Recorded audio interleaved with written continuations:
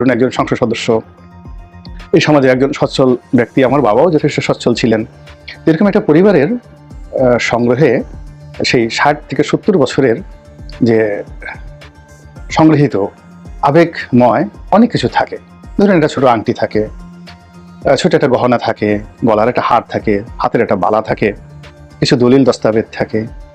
উলানিয়া আমার যে বাড়ি, পটুয়াখালী জেলার গলাচিপা উপজেলার উলানিয়া বন্দর, অন্তত পক্ষে 50,000 লোকের উপস্থিতিতে পুরো বাড়ি লুটপাট করে নেওয়া হয়েছে। তো এটা দেখেন একটা বিচ্ছিন্ন ঘটনা ওই সময়টিতে। আর যেহেতু আমি খুব ক্ষুদ্র মানুষ, ওটা নিয়ে এত কিছু হয়নি।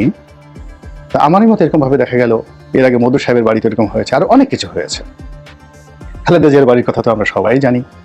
তো সেই খালেদা জিয়ার ক্ষেত্রে যেটা হয়েছে সেটা এই যে এটা বাড়তে বাড়তে এখন কোন পর্যায়ে এসে থামেনি, মানে কোন পর্যায়ে এসে স্থির হয়েছে, এটাও আগামী দিনগুলোতে এখন যেটা শুরু হয়েছে এটা থামবে না, এটা বাড়তে থাকবে। এবং এটাকে থামাতে হলে আমরা অনেকে দায়ী করতে পারি যে অমুক উস্কে দিয়েছে, অমুকে কেন বক্তব্য দিল, তারপর অমুকে কেন উস্কানি দিল, কে আগে করলো কে পরে করলো, এগুলো নিয়ে বিতর্ক করতে পারি। কিন্তু ব্যাপারটা হলো যে ভাইরাসটা শুরু হলো থেকে।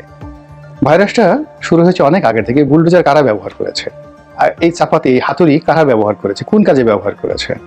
আপনি চিন্তা করুন যে এই সরকার 2024 সনের সেই নির্বাচনের পরপর এই ঢাকা বিশ্ববিদ্যালয়ের ক্যাম্পাসে আমার গাড়িটা, শখের একটা গাড়ি, সেই গাড়িটি ভেঙে দিল। এবং সরাসরি এটা ছাত্রলীগ করেনি।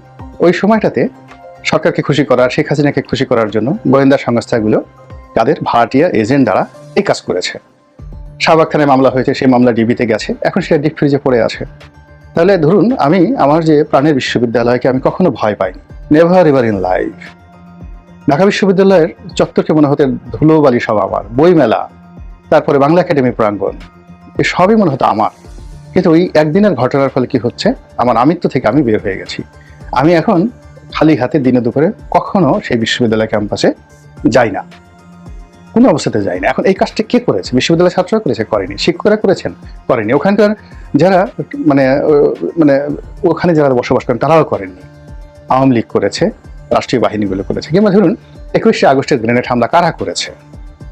কেউ না কেউ তো করেছে। 21শে আগস্টের গ্রেনেড হামলা, এটা কি থেমে থাকবে? কখনোই থেমে থাকবে না।